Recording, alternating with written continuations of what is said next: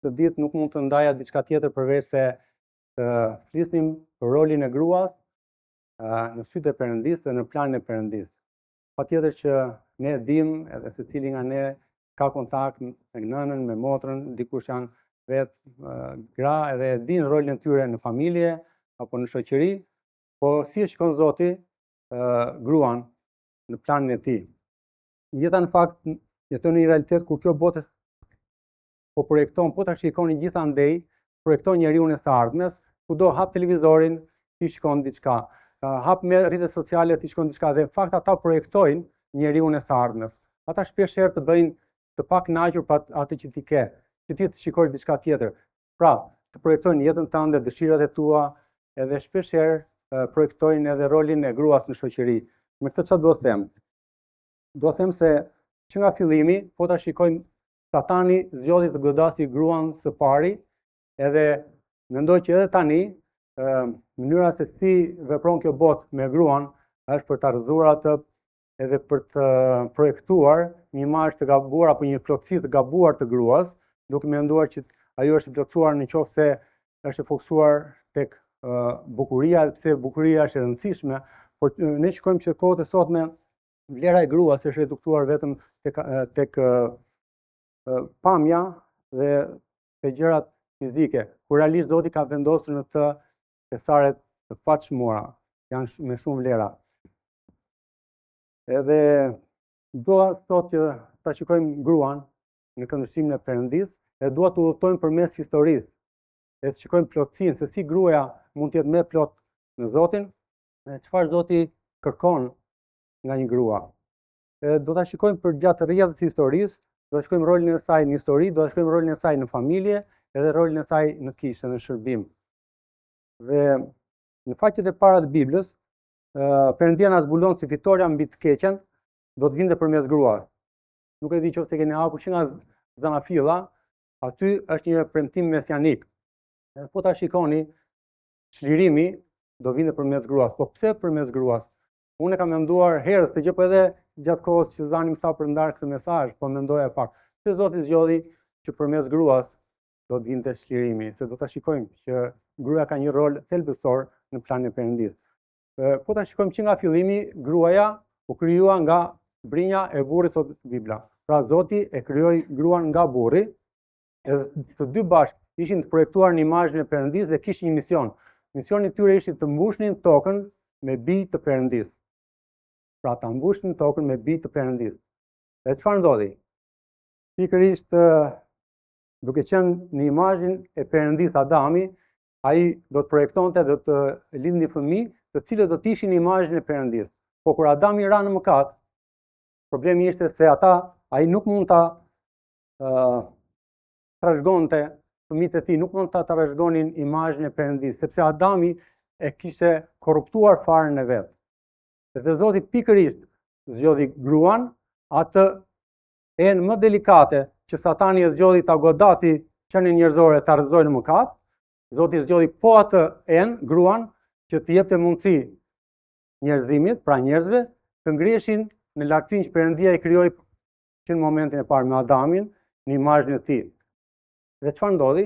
Pikërisht nga fara e gruas, fara e gruas do shtypte kokën e farës së Satanit, pra do fitonte me Satanin, dhe kush ishte fara? Ne dimë shumë mirë që grua në vetvete nuk ka farën, por përmes ndërhyrjes së mrekullueshme të Perëndisë do të bëhej mundur që fara e gruas, pra Jezus Krishti vet, do të vinte në këtë jetë dhe do të fitonte mbi të keqen, duke i dhënë mundësi njeriu që ajo frymë që u largua nga njeriu për shkak të mëkatit, të kthehej te njeriu për shkak të veprës hyjnore të Perëndisë.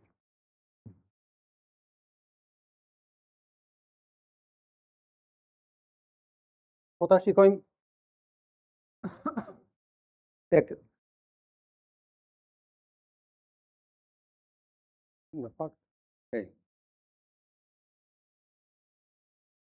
tek Zanafilla 3:15, Perëndia drejtohet Satanit duke i thënë: unë do të shtij armiqësi midis teje dhe gruas, midis farës sate dhe farës saj. Fara e saj do të shtyp kokën tënde, thot. Ky është premtimi i parë mesianik. Dhe ai fillon me gruan. Përmes saj do të vinte shpëtimi dhe ndërbeza kjo do të ishte linja që Zoti do të cillte parën e tij në tokë për t'i dhënë mundësi njerëzve të shpëtoheshin. Kështu Zoti do zgjidhte që përmes kësaj linje premtimi, kjo linjë premtim të kalonte përmes shumë grave në histori, derisa Jezu Krishti vinte në këtë tokë. Edhe dua të shikojmë shkurtimisht rolin e gruas në përmbushjen e këtij premtimi. Edhe ta fillojmë. Po ta shikojmë që nga fillimi ne thamë që Zoti krijoi Evën, ishte gruaja e parë në këtë tokë, ishte edhe personi i parë, qenia e parë njerëzore që ra në mëkat. Edhe ajo ra në mëkat, edhe thash edhe pak më parë që Zoti edhe pse ra në mëkat i dha mundësinë që përmes saj, përmes gruas, premtimi të vinte në këtë tokë. Dhe kjo ishte premtim nga Perëndia. Perëndia nuk e hodhi poshtë gruan dhe mundet të themi që dështimi yt nuk e anullon planin e Perëndis. Pra, dështimi yt nuk e anullon planin e Perëndis. Qoftë ti një moment caktuar të jetës tënde ke pasur sfida edhe dështime, qoftë Perëndia të ka premtuar diçka dhe Perëndia ka një plan të mrekullueshëm për jetën tënde, mos e harro. Qoftë ke dështuar, prap plani i Perëndis ngjelet i njëjtë. Theu te plani i Perëndis do të shikosh që Zoti ka gjëra të mrekullueshme për ty. Gjithashtu, kohë më vonë do të shikoni që në linjën e premtimit është një grua tjetër që Zoti sjell. Është Sara, një grua që nuk mund të lindte fëmijë. Bibla thotë që ai nuk mund të lindte fëmijë dhe pikërisht Zoti thotë do të bekoj, do të jap një bijë prej saj. I drejtohet Abrahamit, bashortit të Sarës. Zoti i premton që do të bekoj dhe ajo do të lindë fëmijë. Në një moshë shumë të thyer dhe pikërisht Bibla tregon te Hebrej 11 me anë të besimit thotë edhe vetë Sara mori fuqi të bëhej me barë dhe të lindte. Pra shikojmë që kur Perëndia premton, koha nuk e anullon premtimin e Perëndis. Pra, kur Perëndia premton diçka, mbani mend, ai nuk anullon premtimin e tij. Edhe Perëndia e ka mbushur fjalën e tij me premtime, edhe vetëm nga ne kërkohet që të njohim premtimet e Perëndis edhe të qëndrojmë në premtimet e Perëndis. Por ama Zoti zgjodhi sërish një grua në linjën e premtimit. Dhe duhet të kuptojmë që nga Eva e deri në fund kur Jezusi vjen në tokë, ka pas një luftë të madhe midis Perëndis dhe Satanit për ta prishur linjën e premtimit që ajo gjë mos ndodhte. Dhe Perëndia e ka ruajtur përmes brezave, edhe gruaja ka një rol të veçantë pikërisht në këtë gjë. Do të shikojmë në histori personi i radhës që do të shikojmë është Rebeka. Nëse do thosha një fjalë për këtë është zgjedhja që ndryshoi brezat. Pra, Rebeka ishte një person që jetonte diku larg nga familja e Abrahamit dhe nga djali vet Isaku dhe ajo ishte për të treguar ishte bashortja më vonë, ishte bashortja e Isakut, djalit të Abrahamit. Dhe kur shërbëtori i Abrahamit shkoi larg për ta marrë atë dhe për të kërkuar që ajo të bëj bashortja e Isakut, ajo thotë që atëherë e thirrën Rebekën dhe i thanë, a do të shkosh me këtë njeri? Ajo përgjigj, po, do të shkoj. Pra, pikërisht ajo la sigurinë, la familjen e vet dhe vendosi të ndjek planin e Perëndis. Edhe Zoti premton tek Zanafilla thotë, dy kombe do të jenë në barkun tënd. Pra, një grua që mund të zgjidhte të jetonte në sigurinë e vet me familjen e vet.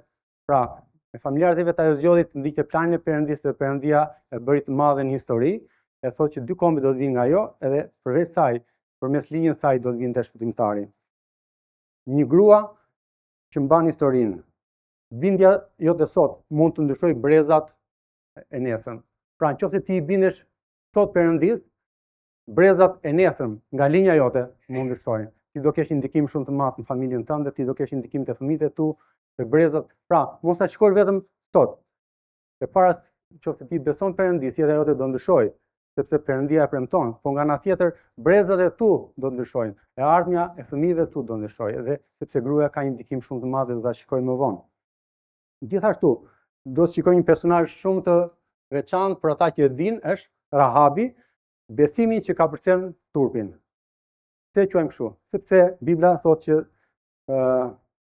ajo ishte një person që vinte nga një kom pagan, nga Jeriko, dhe ishte një grua që Bibla thotë ishte prostitut.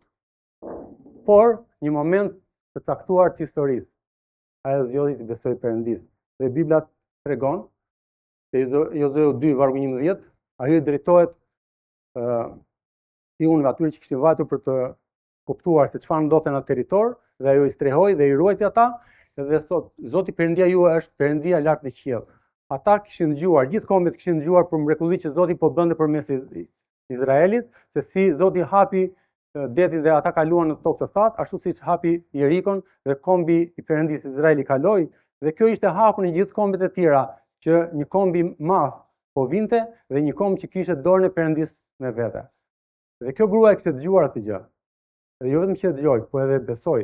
Dhe kur erdhën nga kombi i Izraelit për të fshehur tek ajo, jo vetëm që i fshehu, po edhe dëshmoi publikisht për atë që ajo besonte. Edhe ajo në anë të kësaj gjëje shpëtoi veten e vet, shpëtoi familjen e vet. Kështu që ajo që do thosha është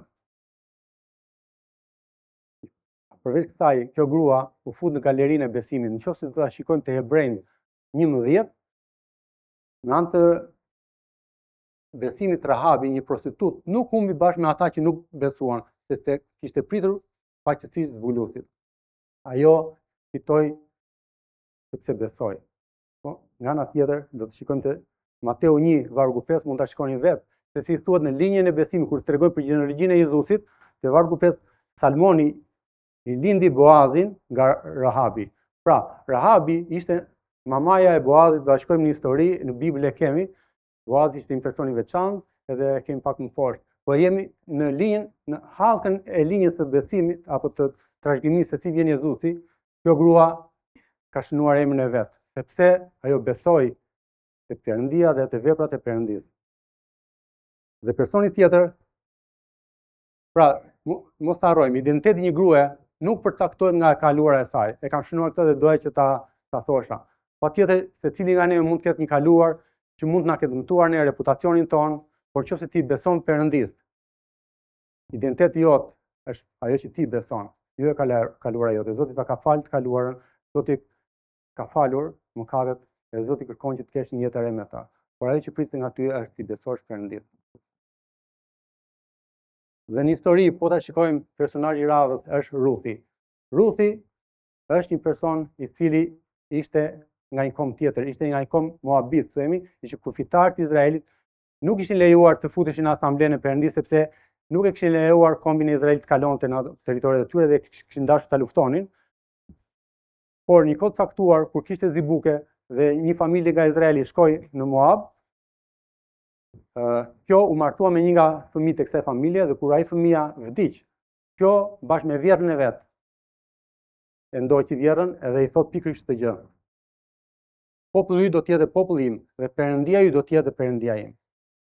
Pra, ajo kishte drejtën, ishte e lirë, sepse bashorti vet kishte vdekur, por ajo zgjodhi të ndiqte vjerrën e vet, sepse ajo kishte jetuar me ata, e dinte çfarë besonin dhe donte i përkiste popullit të Perëndisë.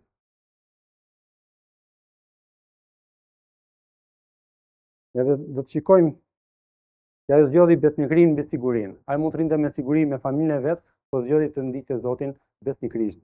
Dhe do ta shikojmë pastaj që kjo grua është në linjën e Davidit, mbretit. Kjo është stërgjyshja e Davidit. Nga ana historike, sepse vendosi të besojë Perëndisë. Edhe nëse do të thoshim diçka për këtë grua, besnikëria e një grue bëhet kanal i shpëtimit për brezat. Ose ti qëndron besnikërisht. Pra e shikojmë në të gjitha këto gra, një gjë kanë përbashkët, kanë besimin te Zoti. Kur ti beson Perëndisë, jeta jote nuk është më e njëjtë. Dhe pastaj do të vemi në fund te një grua e veçantë, bindja që lindi shpëtimtarin. Kjo ishte një vajzë e re nga Nazareti, vjen nga linja mbretërore e kombit të Izraelit, nga linja e Davidit, dhe ishte premtimi, ishte thënë që nga linja e Davidit do vinte Mesia. Ishte një vajzë e re, e cila kur u përball me angjëllin e Perëndisë dhe ai i thotë: "Ja ti do të mbetesh tazan, do të lindësh një djalë, do t'ia vësh emrin Jezus", i thotë angjëlli. Ajo edhe pa kuptuar mirë se çfarë po ndodhte, ajo i thotë angjëllit: "Ja shërbëtoria e Zotit, le të ndodhë sipas fjalës sate." Kur ti përgjigjesh fjalës së Perëndisë, ja ku jam, edhe i beson atij, Zoti do bëjë gjëra të mrekullueshme. Me këtë bëri një gjë të veçantë, sepse ajo u bë ulli që të vinte premtimi që ishte ndër breza, ishte profetizuar kohë më parë, edhe ajo ishte një grua e veçantë. Por secili nga ne është i veçantë, dhe Zoti mund të përdorë ty në një mënyrë të veçantë. Kur ti jemi lart në qiell një ditë, edhe do të shikojmë historinë e jetës tonë, e ti do ta kuptosh që Zoti ka bërë gjëra të mrekullueshme për ty. ashtu siç ka bërë edhe në atë pikë të historisë për Marien, ti ke pikën tënde të historisë sot. Dhe ti mund të jesh një hulli kur fjala e Perëndis të kaloj përmes teje tek të tjerët. Përmes saj, fara e premtimit erdhi në botë. Ajo farë premtimi që ishte premtuar nga fillimi, që kur njeriu ra në mëkat, ajo erdhi përmes kësaj gruaje, Jezus Krishti vetë. Nga Zanafilla 3 deri te Luka 1, përmes shumë brezave u ruajt premtimi dhe erdhi shpëtimi. Shumë e mrekullueshme. Edhe ajo që i bashkon të gjitha këto gra, e thash dhe më parë, është besimi që patën te Perëndia dhe te plani i Perëndis. Ato i besuan Perëndis dhe kjo është e mrekullueshme. Por nga ana tjetër, nëse do shikojmë për rolin e gruas në familje, që është pika e dytë e mesazhit. Unë do thosha një gjë përpara se të filloj këtë gjë. Roli i gruas në familje është shumë i rëndësishëm. Ne folim për gruan në histori, po ajo grua në histori e plotësoi rolin e vet. Po ta shikojmë ndër breza, sepse së pari ato gra plotësuan rolin e tyre në familje. Në qoftë se ti bën gjën e duhur në jetë, historia do flas për ato gjëra që Zoti ka bërë përmes teje. Dhe këtu nuk dua të rri pa shprehur minjojën për nënat tona, për motrat tona, për gjyshet tona, për ato gjëra në realitetin tonë shqiptar. Ne dimë sa e vështirë është dhe se si gratë këtu në Shqipëri vënë shpatullat shtëpisë, ato merren me çdo gjë. Dua të them këtu, unë shikoj, kam parë te nëna ime në mënyrën se si ajo ngrihet herët, i vinë gjitha gjërat në përvende, nisej për punë, kthehej pastaj merret me edukimin ton, me shkollën ton, me gjërat që ne lidhim me arsimin edhe me çdo gjë. Dhe kjo gjë jam i sigurt që nuk është vetëm te nëna ime, por jam i sigurt tek kultura shqiptare e kanë këtë gjë të tillë dhe e kanë pasur. Edhe kanë nxjerr breza të mirë. Por ne sot do shikojmë diçka përtej kësaj, diçka që Zoti flet e do të ndërtojmë mbi këtë.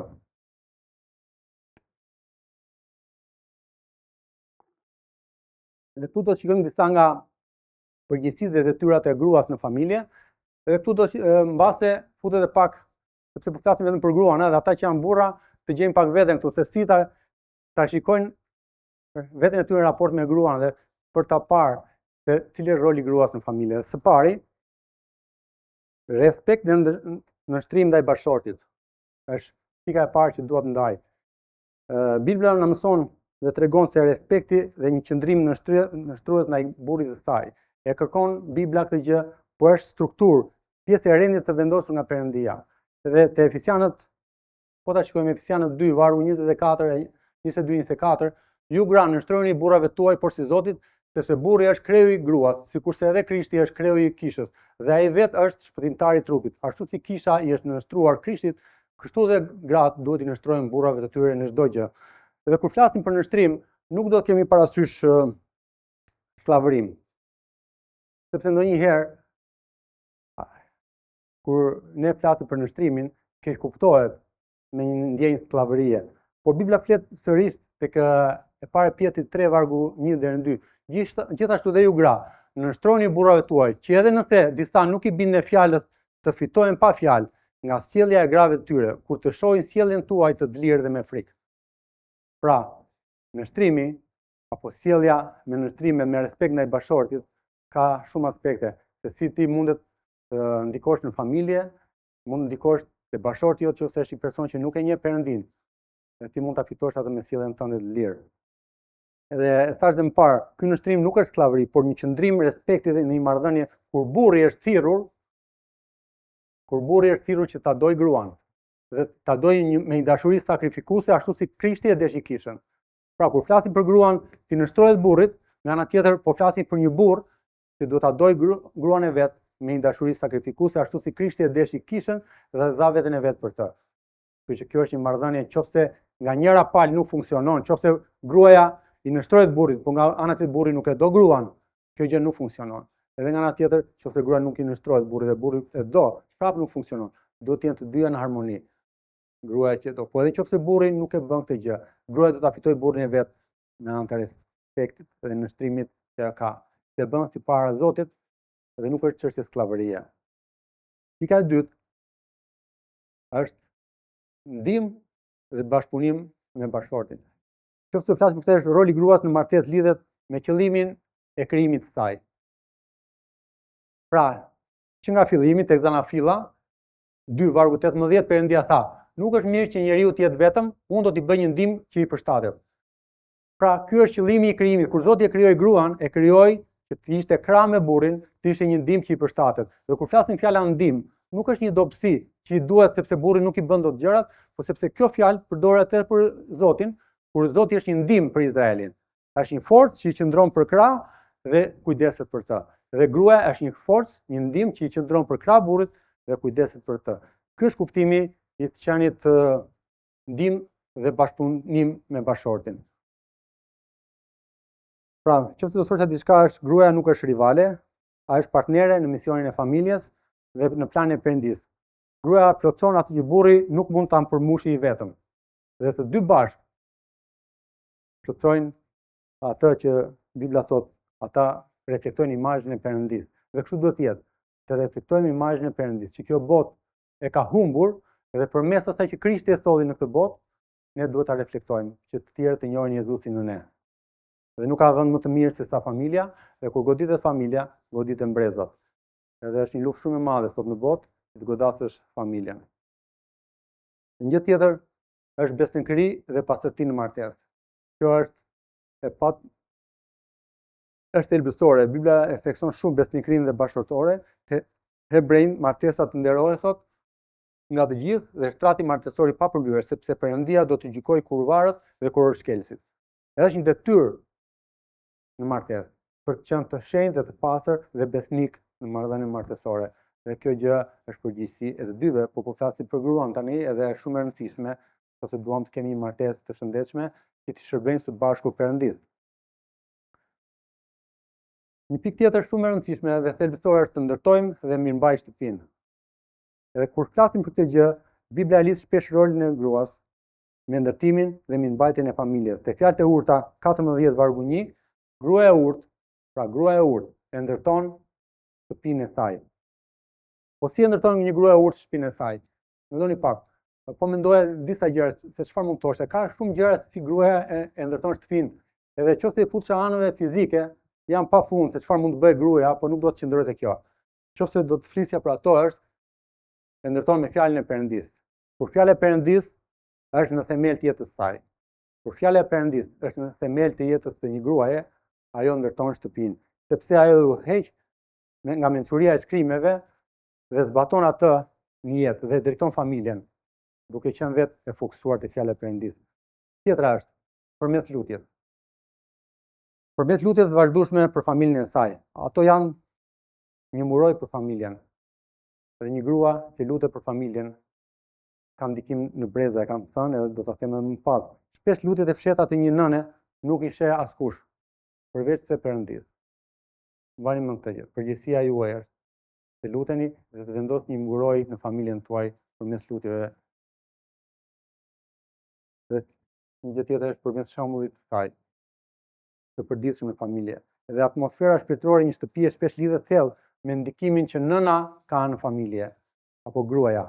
Është shumë e rëndësishme roli juaj, nëna, motra, gra keni në familje. Po flasim për një person që njeh Perëndin, që kërkon që imazhi i Perëndis që vendos midis saj dhe bashortit të saj të transmetohet te fëmijët e tyre dhe gjithë familja të jetë si një mburoj ku njerëzit të gjejnë siguri dhe vinë dhe ushqehen me fjalën e Perëndis dhe pastaj dalin në këtë botë që është aq e thjeshtë dhe kërkon se si puna e karikimit, karikohesh, të dalësh pastaj të kesh energji. Dhe një nga përgjegjësitë e tjera apo një nga detyrat e gruas në familje është të kultivojë një karakter të butë dhe të përulur. Edhe nëse do thosha një nga kryesorët është karakteri. Çfarë do të vlerësohet te një grua? Po unë do vlerësoja karakterin. Edhe Bibla vlerëson shumë karakterin e një gruaje. Figura më e plotë e një gruaje në Bibël shfaqet në Fjalët e Urta 31 dhe unë nuk dua ta marr varg për varg, po nëse do t'i bëj një perifrazim të fjalëve të urta, mund të thosha që ato te Fjalët e Urta shohim se gruaja e Perëndishme karakterizohet nga forca dhe dinjiteti, nga urtësia në fjalën, nga besnikëria, nga kujdesi për familjen dhe nga zemërbujaria për nevojtarët. Pra, mund t'i lexoni te Fjalët e Urta edhe të shikoni që pikërisht këto janë gjërat që karakterizojnë një grua. Edhe është një standard shumë i lartë që Perëndia kërkon, edhe ne pikërisht përgjegjësia grave është qëndrojnë fort te fjala e Perëndis në mënyrë ta mbajnë atë standard, dhe kjo është e mrekullueshme për gjithë familjen. Te vargu 31 do ta shikoj, po ta shikoj vetëm vargun 31 do të shikoj tek kjo. Thot, Hieshia në fakt aty në Biblën tonë, unë kam marrë nga King James, i thot hiri. Po thjesht mos ngatrosha me hirin e Perëndis, është Hieshia, është mashtruese dhe bukuria është kalimtare, po gruaja që ka frikë nga Zoti është ajo që do të lëvdohet. Dhe nëse do të thosha bukuria e saj nuk është vetëm e jashtme, por frymërore. Kur flasim për bukurinë e një gruaje, patjetër që ka vlerë bukuria, por Zoti e shikon përtej asaj që ne shikojmë. Zoti shikon zemrën, nuk shikon vetëm pamjen, edhe ajo është e brendshme. Perëndia vlerëson shpirtin e butë dhe të qetë më shumë se çdo bukurim tjetër. Edhe pasaj, për të sqaruar këtë varg, duhet të themja dy gjëra. Hieshia apo sharmi nuk garantojnë që një grua është me karakter të mirë. Mundet një grua që është e bukur dhe ka sharm apo ka hije, ka dhe karakter të mirë, por nuk e garanton këtë gjë. Tjetër, bukuria fizike është kalimtare, prandaj e thotë, dhe nuk zgjat për gjatë gjithë kohës. Por ajo që ngelet është ajo që është karakteri. Ndërsa kuptimi biblik i frikës se thotë, po gruaja që ka frikë nga Zoti është ajo që do të zhvillohet. Dhe shpeshherë ne e lidhim frikën me një tmerr, diçka që të imponon. Ndërsa frika e Zotit është ka të bëjë me atë, është përtej e saj, ka të bëjë me nderimin e thellë dhe mbindjen ndaj Perëndisë. Dhe pra vlera e një gruaje nuk matet nga pamja, por nga marrëdhënia e saj me Perëndin dhe nga karakteri që krijohet si rezultat i kësaj marrëdhënie. Kur ti ke një marrëdhënie të fortë me Perëndin, ti ke një karakter të mrekullueshëm në sytë e Perëndisë. Qofse kjo përputhet edhe me bukurinë, shumë mirë. Por Zoti, bukuria një kohë do të largohet dhe ajo që do ngeli në përjetësi. Do të ngeli ajo që ti ke pasur brenda, që askush më nuk ta shikon, po ti je shfaq ato përmes sjelljes tënde, përmes asaj që bën në familje, përmes asaj që bën në shoqëri, që je një dritë e Zotit Jezu Krisht. Bibla thot te Pjetri, e para Pjetri 3 vargu 3 deri në 4, stolia juaj të mos jetë e jashtme, gërshetimi i flokëve, stolisja me ar ose veshje me rroba të bukura, por njeriu i fshet i zemrës me pastërti që nuk prishet një shpirti të butë dhe të qetë, që ka vlerë të madhe përpara Perëndisë. Thash edhe më parë për ta sqaruar që Zoti e vlerëson një grua të bukur, por futet përtej kësaj. Flet për ato gjëra që janë të brendshme, ato gjëra që të tjerë nuk e shikojnë. Dhe pika e fundit që ka të bëjë pikërisht me rolin e gruas në familje është të ndikojë në formimin e brezave. Gruaja ka një ndikim të madh në projektimin e brezave. Kemi një historinë e Biblës, kemi shumë raste dhe shumë histori, ashtu si kemi edhe në historitë e kohërave të tanishme më të afërta, që shikojmë se si kanë ndikuar gratë në punën e Perëndisë. Dhe nëse do thosha për ata që lexojnë Biblën, ikni tek letrat apo tek librat e mbretërve, po edhe tek kronikat, dhe kur flitet për mbretërit, si fillon? Në vitin kaq filloi të mbretëroj filan mbret, ai mbretëroi kaq vjet, ai bëri atë që ishte nëna e tij, ishte jep emrin nënës, dhe pastaj thot ai bëri atë që ishte drejt apo atë që ishte e keq në sytë e Zotit.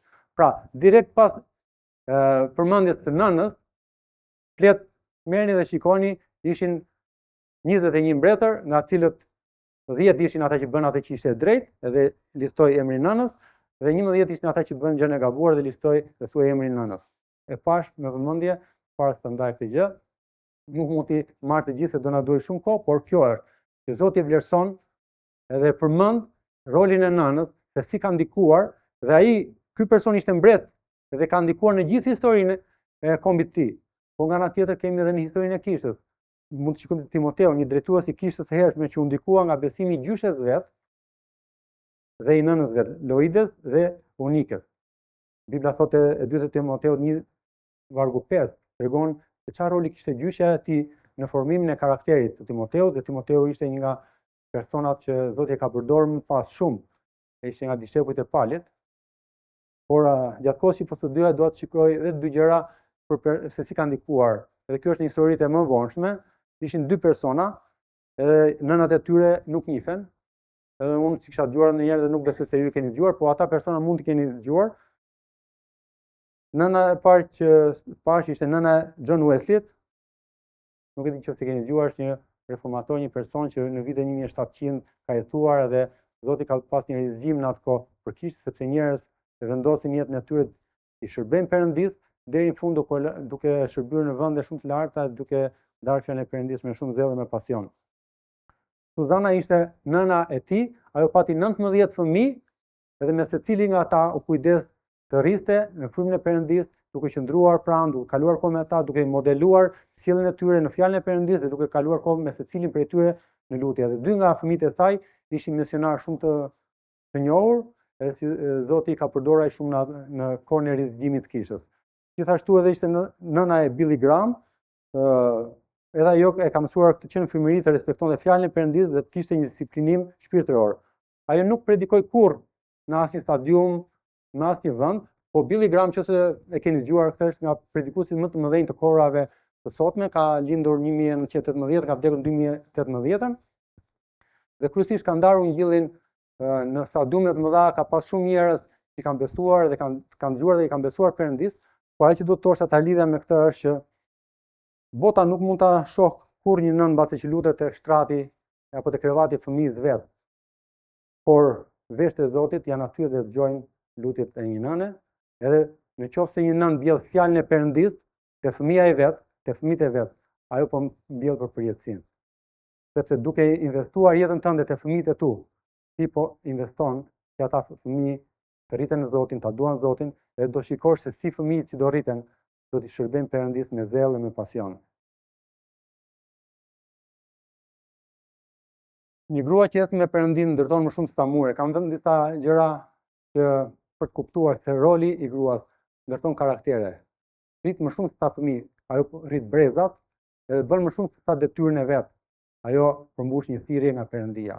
Secila nga ju është thirrur nga Perëndia që t'i shërbej atij edhe të investojë jetën e vet për punën e Perëndis.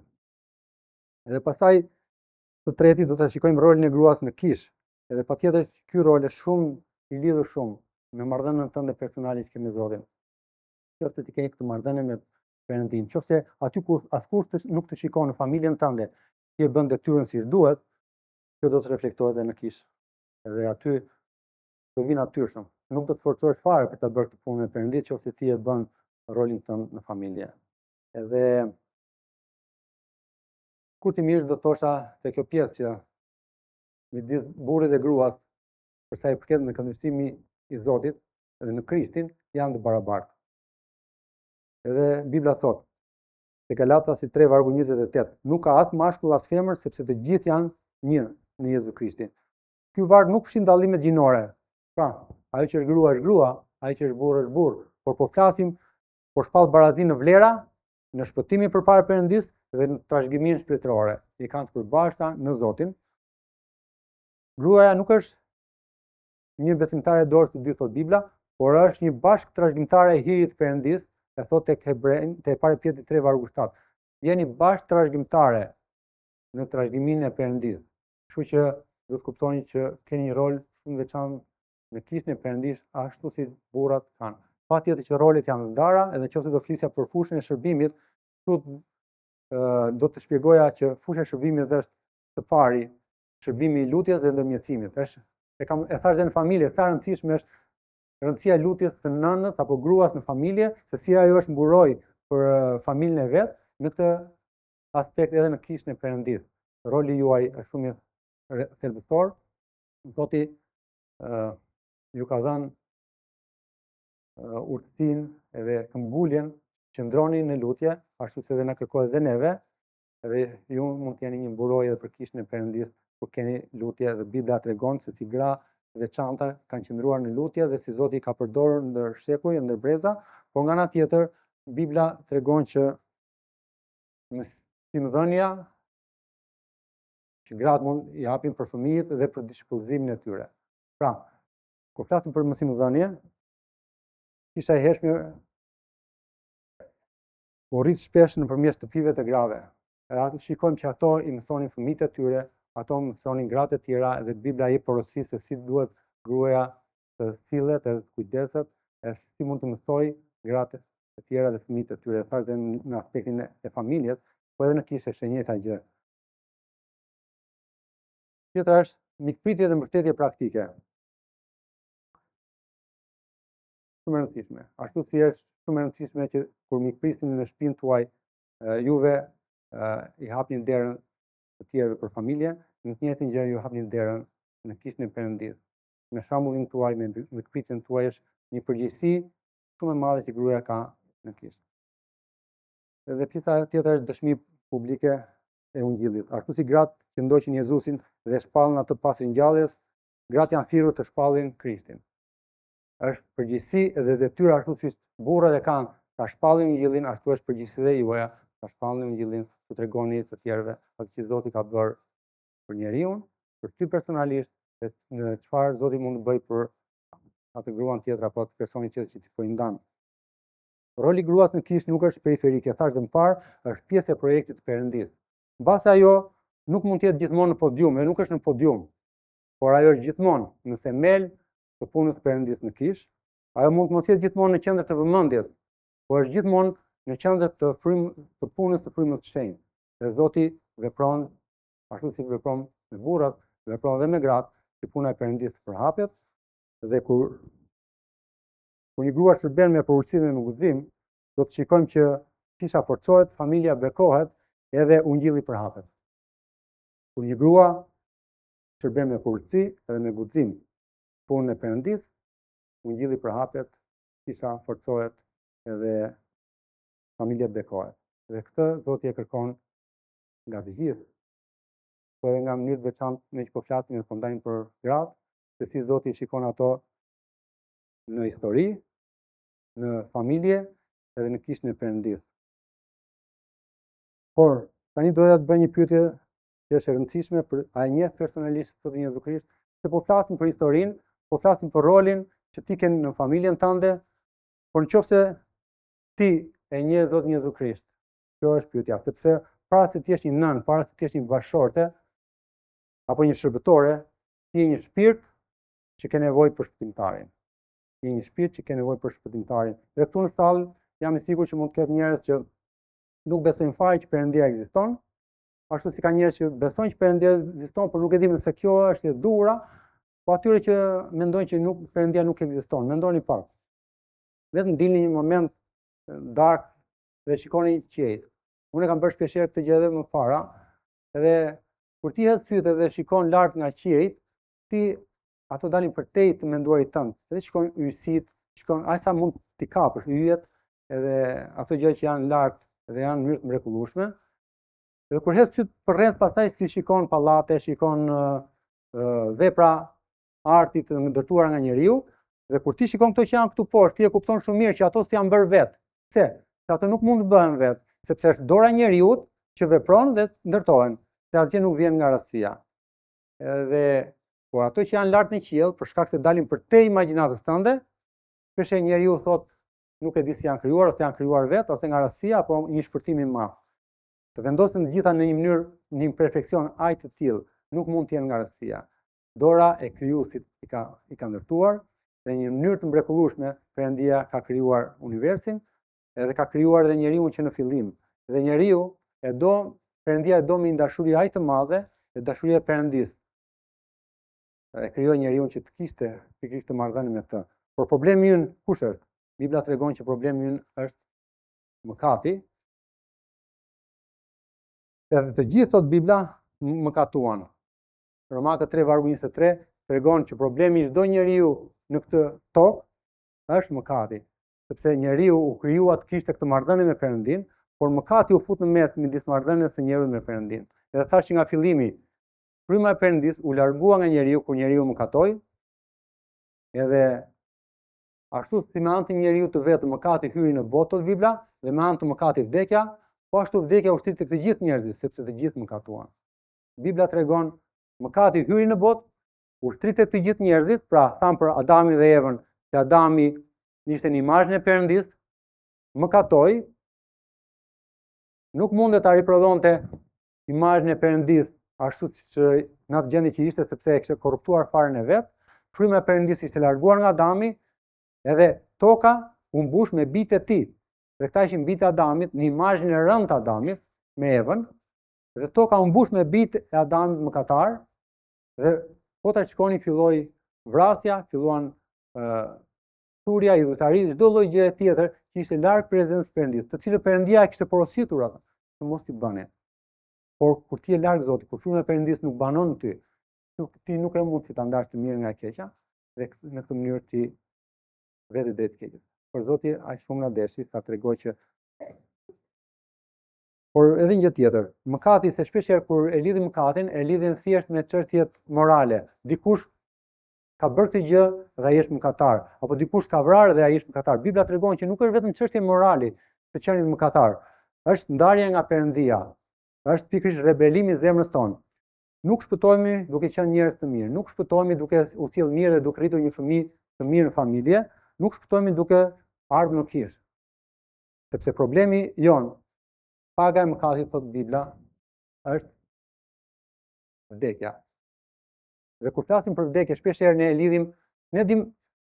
lidhim vdekjen me atë që shikojmë ne. Kur njeriu vdes, ç'a ndodh? Ne e marrim dhe vendosim nën tokë, në dhe, sepse Zoti e krijoi njeriu nga dheu, edhe në dhe do të kthehet. Por Bibla kur flet për vdekje, flet për dy lloj vdekjesh.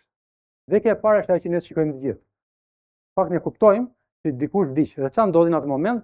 Fryma e atij njeriu u largua. Dhe ne besojmë që njeriu nuk ka vetëm frymë, ka edhe shpirtin. Dhe kur ai vdes, shpirti i atij njeriu ndahet nga trupi. E kjo është ajo që është vdekja e parë. Të gjithë vdesim në këtë lloj vdekje.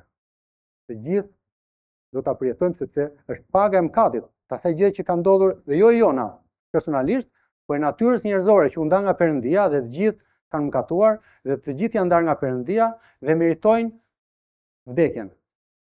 Po jo vetëm vdekjen fizike, sepse ka një vdekje tjetër që Bibla tregon, që është ndarja e shpirtit njeriu, atij shpirti që ne nuk e shikojmë në momentin që e vendosim dikë në dhe, kur ai ndahet nga Perëndia dhe vetëm në një vend të caktuar, që ne i themi ferr, sepse Bibla e thot ashtu, që është ndarja e dytë e njeriu, është vdekja e dytë. Dhe Bibla kur flet, sepse paga e mëkatit të vdekja, po flasim për një ndarje të përjetshme të njeriu nga Perëndia. Edhe këtë e meriton secili nga ne. E mund t'i bësh pyetje vetes. A jam unë njeri i mirë? Po mund të jesh njeri i mirë. Po kur je i mirë? Kur e krahason veten në raport me dikë tjetër? Po, sepse e mira dhe e keqja nuk kanë fund. Nëse ti standardizohesh me dikë që ke komshia aty dhe ai bën këtë dhe unë nuk i bëj këto gjëra, patjetër që ti je më i mirë se ai. Po gjithmonë është dikush tjetër më i mirë se ty, se mbase janë ca gjëra që ti nuk i kupton dhe ai nuk i bën dhe ti i bën. Prandaj standardizimi nuk është ajo që ne vendosim me njëri tjetrin, por është ajo që Perëndia ka vendosur. Dhe Perëndia thotë në prezencën time duhet jeni të shenjtë. Dhe njeriu e humbi mundësinë të ishte i shenjtë sepse fryma e Perëndisë që mbante shenjtërinë u largua dhe njeriu sot endet larg Perëndisë, por jo vetëm kaq. Perëndia tregon që Perëndia edhe na do. Perëndia zgjodhi Krishtin dhe që nga fillimi e premtoi te Satani atë ditë, i thotë, fara e gruas do të shtyp kokën tënde. Dhe kush ishte fara e premtimit? Këtë që tham, që nga kjo linja e premtimit përmes grave do të vinte fara e premtimit që ishte Jezus Krishti. Ashtu si Adami e humbi mundësinë, Zoti vetë do të merrte trup njerëzor, Adami 2 thot Bibla te Para Korintasve, që jepte mundësi njeriu të rënë të pajtohej me Perëndin. E Bibla na tregon, dhe Perëndia tregoi dashurinë e tij ndaj nesh, në atë që kur ende ishim mëkatar, Krishti vdiq për ne. Pra, Jezusi jo vetëm që erdhi këtu në tokë, Adami 2, u mishërua fara e gruas, pra prezenca e Perëndisë, jetoi pa mëkat, sepse ai nuk mund të mëkatonte, ashtu u tundua si ne të gjithë, por nuk mëkatoi thot Bibla, në fund fare ai zgjodhi vetë të bënte pagesën për mëkatin. Se paga e mëkatit thamë është vdekja. Dhe Perëndia e tregoi dashurinë ndaj nesh në atë që kur ende ishim mëkatarë ai vdiq për ne. Vdiq për ne sepse ne meritonim. Se kushdo nga neve, po ta analizoj vetë në vetë, mund të gjej diçka. Nuk është masë morale, mund të jetë diçka tjetër, por natyra njerëzore është e ndarë nga Perëndia dhe nuk mund të hyjë në prezencën e Perëndisë. Dhe Perëndia e di shumë mirë këtë gjë, prandaj zgjodhi të vijë përmes një trupi njerëzor dhe aty ku e la Adami që e humbi, aty filloi Krishti për ta ngritur natyrën e rëndë.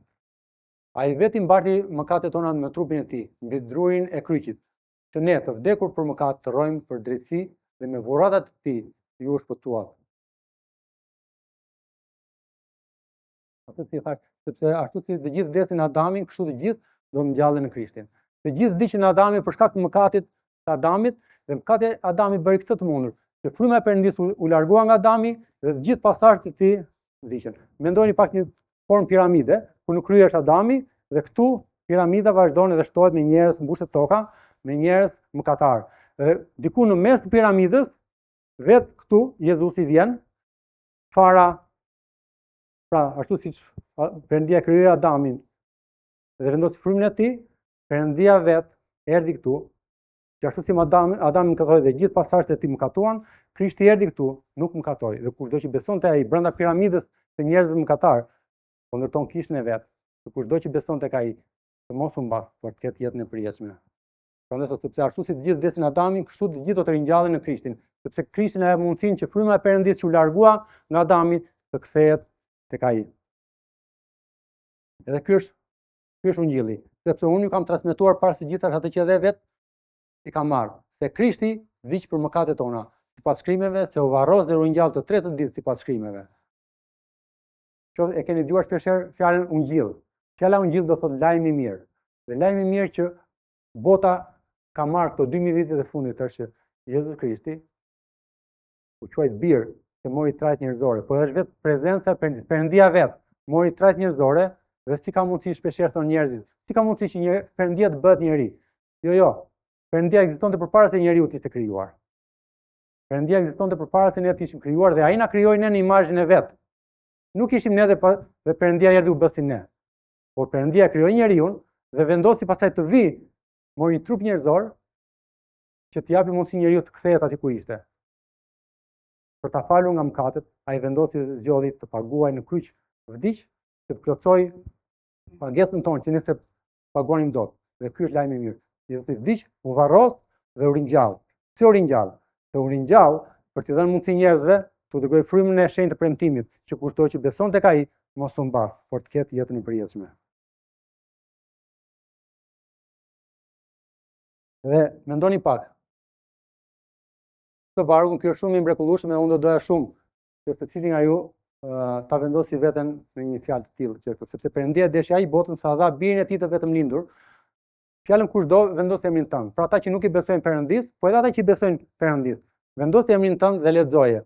Lexoje me mendje, sepse Perëndia deshi ai botën sa dha birin e tij të vetëm lindur, që genti që beson në të mos u mbas, por të ketë jetën e përjetshme. Kjo është dëshmia. Kjo është dëshmia që Jezusi dha, që kushdo që beson në ti, ose beson, të mos u mbasësh, por të kesh jetën e përjetshme.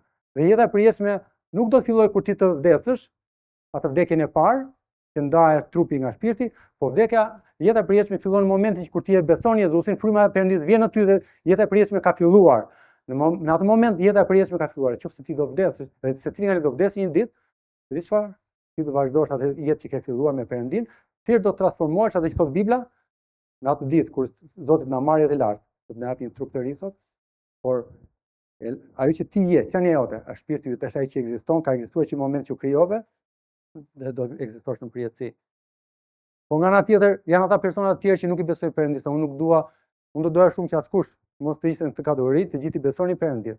Po është vetëm pak për të kuptuar se çfarë ndodh me ata persona, nuk është për të friksuar, por është për të kuptuar se kushdo që nuk i beson Perëndis. Zoti thotë që për shkak të mëkatit tuaj ju do të gjikoheni. Dhe gjykimi është i tmerrshëm. Sepse është thjesht drejtësia e Perëndis. Perëndia është i drejtë. Dhe prandaj erdhi në kryq, paguaj për ne, për shkak të drejtësisë, nuk do askush të humbasi, ta marrë ai ndëshkimin. Sepse ndëshkimi që do jetë në përjetësi, nuk e mban dot njeriu, ose do vuash përjetësi. Dhe mendoni pak, vendosin dorën tuaj në një sobë apo diku që djeg. Nuk e mban dot me sekonda. Majno, ai trup në përjetësi nuk shuhet, është si puna një qiri që digjet e nuk shuhet. Dhe vuajtja është e përjetshme, këtë thot Bibla, dhe Zoti kërkon nga ne, secili ne ti besoj Perëndis. Dhe të japësh vetëm zemrën. Çfarë kërkohet? Kërkohet së pari të pendohesh dhe të besosh. Edhe nëse do flisja për pendimin, do thosha, ç'do thotë pendohesh? Të pranosh që je mëkatar. Që je mëkatar do thotë nuk është çështje morale, por çështje ndarjes. Je i një natyre njerëzore, pra je një natyre i përket natyrës njerëzore që është ndarë nga Perëndia dhe ti rrjedh nga kjo natyrë dhe je mëkatar sepse e ke trashëguar Nuk është thjesht që unë s'kam vrarë njeri, unë s'kam bërë diçka. Jo, është pikërisht sepse ne burojmë nga këtë natyrë mëkatare. Dhe të pendohesh do thotë të largohesh. Pra, nëse unë jam drejt rrugës së ferrit dhe ferri është simbolikisht është këtej, të pendohesh do thotë kthehesh dhe të kalosh fiks drejt rrugës. Pa, ky është pendimi. Të kthesh rrugë, të ndryshosh rrugën, të vesh në kahun e dur. Dhe ky është pendimi. Por gjithë atyre që pranuan thot Bibla, pra të gjithë atyre që u kthyen, u penduan, pra e pranuan Jezusin, ai u dha pushtetin të bëhen bijtë të Perëndis, atyre që besojnë në emrin e Tij. Atëherë çfarë kërkohet nga ty? Vetëm një gjë. Ta pranosh. Çdo thot ta pranosh.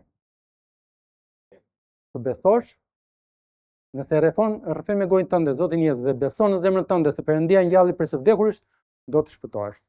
Pra çdo thot ta pranosh, të rrëfesh me gojë dhe të besosh me zemër atë që Krishti ka bërë, këtë që tham, që ai pagoi për mëkatet e gjithëve. Po fakti që ai pagoi për mëkatet e gjithëve, të gjithë do të shpëtohen? Jo. Do të shpëtohen ata që do të vendosin besimin tek ai, ata që do të dorëzojnë jetën tek ai. Do thotë mbështetes plotësisht te Jezusi. Edhe nëse do flisja për një sfidë personale për secilin nga ju sot, unë shpresoj që të gjithë jeni të shpëtuar, të gjithë i besoni Perëndis, por nëse është dikush sot këtu që nuk i beson Perëndis, edhe ndoshta ai arrit në një familje me një kulturë fetare, ti thua unë jam në rregull sepse familja ime i beson Zotit, edhe unë automatikisht jam i shpëtuar. Jo. Ndoshta je përfshirë në shërbime dhe siç e tha e motra që parë që unë vija për kohë gjatë në kish, por të vish në kish nuk do thotë ti je i shpëtuar. A ka pas një moment në jetën tënde kur ti e ke kuptuar se mëkatet tua të kanë ndarë nga Perëndia, Jezusi pagoi për mëkatet tua dhe ta thrash atë si Zot të shpëtimtar në jetën tënde? Nëse ke pas një moment të jetës tënde dhe kanë thënë Zot, po, unë besoj që ti ke vdekur në kryq për mëkatet e mia, sepse natyra ime mëkatare më kishte ndarë nga ty, dhe ti erdhe tek unë. Dhe duke ardhur tek unë, ti më jep mundësinë të fajtohem me ty. Edhe një varg në Bibël është shumë i bukur dhe mua ma kanë bërë kur kam marrë për herë të parë në kish. Ky vargu edhe Sazani e përdorte shpesh të gjë dhe është bekim për mua, edhe unë do ta ndaj me ju. Edhe dëshmia është kjo, Perëndia na dha jetën e përjetshme dhe kjo jetë është në birin e Tij. Ai që ka birin ka jetën, ai që nuk e ka birin e Perëndis nuk e ka jetën. Është si puna. Pra, dhe dëshmia është kjo, Perëndia na dha jetën e përjetshme, kjo është jeta e përjetshme, dhe është në birin. Kush e ka birin, ka jetën e përjetshme. Dhe qofse ne i drejtojmë dikujt, e do jetën e përjetshme? Po e dua thotë, edhe zgjat marrë këtë jetën. Jo, jeta e përjetshme është në birin. Kush merr birin, merr dhe jetën e përjetshme. Dhe kjo është ajo që pritet nga ne. Ti besojmë Perëndis, ta pranojmë atë si Zot të shpëtimtar, ta rrëfejmë atë me gojën tonë dhe Zoti ka për të bërë një mrekulli. Dhe ajo që do të thosha shpëtimi nuk trashëgohet. Ai pranohet, është dhuratë nga Perëndia, sot mund të jetë dita jote për atë që nuk i ka besuar Perëndis. Unë doja shumë ta drejtoja në këtë lutje. Unë e di që lutjet apo fjalë që unë do të them nuk do të shpëtojnë askënd nga ju këto, nëse qëndrimi i zemrës tuaj nuk është i tillë që ta kuptosh ti që ndam sot, që mëkatet kanë ndarë nga Perëndia, që Jezusi pagoi për mëkatet e tua, që po ta pranosh me gjithë zemër, ai do të vijë, do të dërgoj frymën e shenjtë që u largua nga Adami, do ta dërgoj te ty dhe në këtë mënyrë ti do marrësh jetën e përjetshme. Unë doja për respekt të gjithë secilit, thjesht të ulim pa kokën, edhe unë do ta drejtoj atë person kushdo qoftë që nuk e ka besuar Zotit, ta bëj të lutje pas meje, po me zemrën e vet, jo me fjalët e gojës sime. Nëse dëshiron të pranosh Jezusin, mund të lutesh me një lutje si kjo. Nuk është magjike, por shprehje e zemrës tënde. Zoti Jezus, e pranoj që jam mëkatar. Besoj se ti vdiqe për mua dhe u ringjalle. Pendohem për mëkatet e mia, hyr në jetën time. Bëhu Zoti dhe shpëtimtari im. Nga sot të përkas ty. Amen. Dashur, them tani vëllezër, motra, gjyshe, nëna, gra. Është shumë e rëndësishme të kuptosh rolin tënd në kishën e Perëndis. Secili nga ne kemi një rol të madh në atë mozaikun e madh që është kisha e Perëndis, trupi i Krishtit. Edhe kur ky mozaik plotësohet dhe secili ka rolin e vet, është si punë një gjymtyre, një trupi që ka gjymtyrë shumë. Edhe ti një gjymtyrë në trupin e Krishtit. Secili nga ju e parë do të bëhet pjesë e gjymtyrës, Pra duke pranuar Jezusin si shpëtorës dhe vjen pjesë e gjymtyrës, dhe pastaj fillon procesi i rritjes dhe i funksionalitetit të gjymtyrëve, edhe secili nga ju ka një rol veçantë në trupin e Krishtit. Po së pari, duke vendosur në familjen e Perëndis, duke kaluar kohë me fjalën e Perëndis dhe duke u rritur në njohjen e Zotit, duke kaluar kohë në lutje dhe duke mos hequr dorë nga të mbledhurit bashkë. Kështu që unë shpresoj dhe lutem që tu mos ketë pasur asnjëri që nuk i beson Perëndis, po të gjithë jeni persona që ne themi të shpëtuar sepse i kanë besuar Perëndis, por nëse dikush nuk kishte, lutja ime është që ta keni hapur zemrën, të keni besuar Jezusit. Ato fjalë që unë thash nuk janë që të shpëtojnë, por qëndrimi i zemrës tuaj edhe thirrja juaj e brendshme për shpëtim është ajo që Perëndia dëgjon. Zoti bekoft.